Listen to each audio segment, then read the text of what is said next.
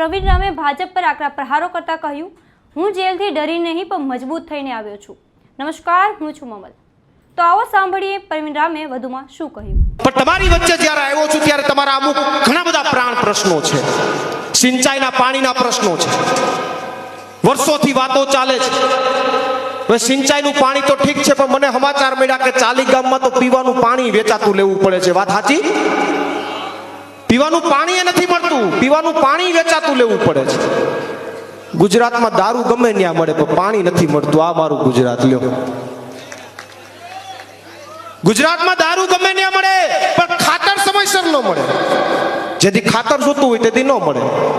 બાકી દારૂ home delivery 5 મિનિટમાં. આ ગુજરાતની સ્થિતિ ભાજપે કરી છે સાહેબ.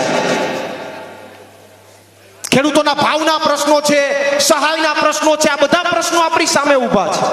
અહીંયા રોજગારીનો સૌથી મોટો પ્રશ્ન છે તમારા વિસ્તારની અંદર. તો આ બધા પ્રશ્નો આપણી સમક્ષ ઊભા છે, પણ ભાજપ વાળાને કામ નથી કરવું, ખોટી ખોટી વાતો કરવી છે. હમણાં હું જામનગર હતો. જામનગર સભાની અંદર હું હનુમાનજીના દર્શન કરવા ગયો. ત્યાં હનુમાનજીના દર્શન કરવા ગયો તો મને ત્યાંથી આ જય શ્રી રામનો ખેસ આપ્યો, રામ લખેલો ખેસ આપ્યો. એ મેં સભામાં પહેર્યો. ઘણી બધી સભાઓમાં મેં આ ખેસ પહેર્યો. તો ભાજપ વાળાને બીજું કાંઈ ન દેખાણું, એણે આનો ફોટો પાડ્યો અને એની સોશિયલ મીડિયા ટીમે એનો એક મેસેજ ફરતો કર્યો. હવે હું તમને એક વસ્તુ કહું કે કેટલા બુદ્ધિના બારદાન કહેવાય. હવે આ ખેસ હોય, અહીંયા રામ ભગવાનનું નામ સીધું હોય તો આ બાજુ આવે તો એ ઊંધું જ થઈ જાય. થઈ જાય કે ન થાય? થાય ને? આ તો નોર્મલ વસ્તુ છે, બધાને ખબર પડે. અહીંયા રામ ભગવાનનું નામ સીધું હોય તો આ આખા પટ્ટાની અંદર આ બાજુ એ ઊંધું દેખાય. ઈ ફોટો પાડીને એની સોશિયલ મીડિયા ટીમે પોસ્ટ કર્યો કે જુઓ પ્રવીણ રામે રામ ભગવાનનું અપમાન કર્યું. વાહ રે ભાઈ વાહ.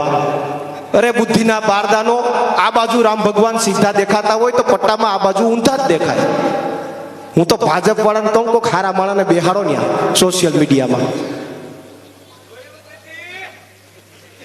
મૂળ વાત આ છે, જે કરવું છે લોકો માટે પ્રશ્નનું નિરાકરણ કરવું છે એ નથી કરવું, અને ખોટી વાતોમાં જવું છે, ખોટા મુદ્દાઓમાં જવું છે.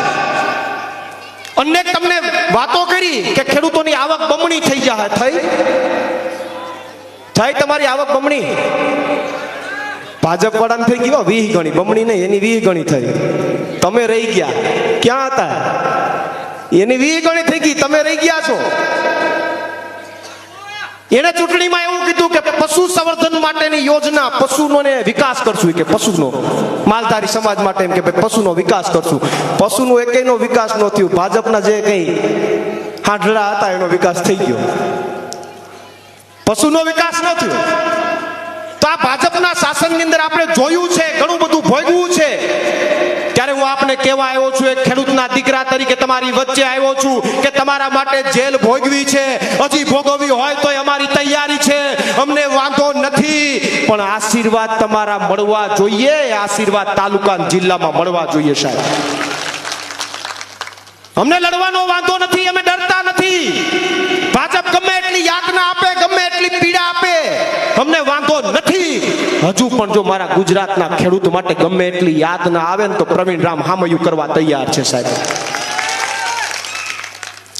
બ્રિજરાજભાઈ એમ કીધું કે પ્રવીણભાઈની દિવાળી પણ જેલમાં ગઈ ને હોળી ખેડૂતોની વચ્ચે ગઈ.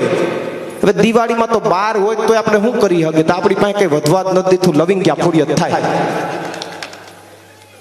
આ ભાજપના રાજમાં આપણી પાસે વધ્યું હું ને, આપણે થોડા રોકેટ ફોડી શકીએ, આપણે તો લવિંગ્યા ફોડીને મોજ કરીએ તો મજા. ભાજપના ઘરે દિવાળી છે, આપણા ઘરે કાયમી હોળી છે. એના ઘરે દિવાળી, આપણા ઘરે કાયમી હોળી છે.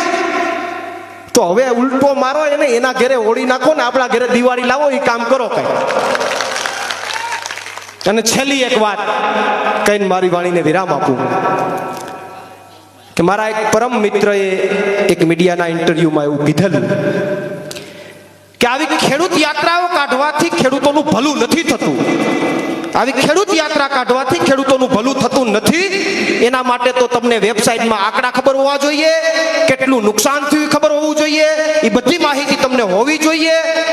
પણ હું રહ્યો બાલ મંદિરમાં, હું બાલ મંદિર વાળો છોકરો છું, મને એ બધું વેબસાઇટ વાપરતા આવડતી નથી.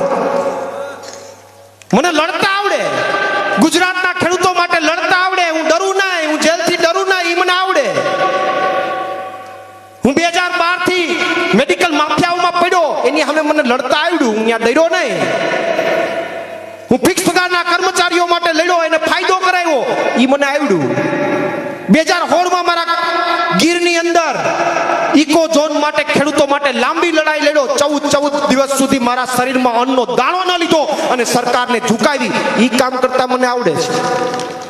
ખેડના લોકો માટે પદયાત્રા 14 દિવસ સુધી પદયાત્રાના મારફત ખેડૂતોની વચ્ચે ગયો, એના ચરણોમાં ગયો, એના પ્રશ્નોનું નિરાકરણ કરવા માટેના તમામ પ્રયત્નો કર્યા. એ આવડે. પણ ઓલું વેબસાઇટ વાળું તો ભાઈ બાલ મંદિર વાળા છોકરાને ક્યાંથી આવડે? એ મને એવું લાગે કે મારો પરમ મિત્ર મને આંકડા આપશે તો કરશું કાંઈક, એમાં એ કરશું. પણ લડવાનું મૂકવાના નથી, તમારા માટે અવાજ ઉઠાવવાનું મૂકવાના નથી. તાકાતથી લડીશું.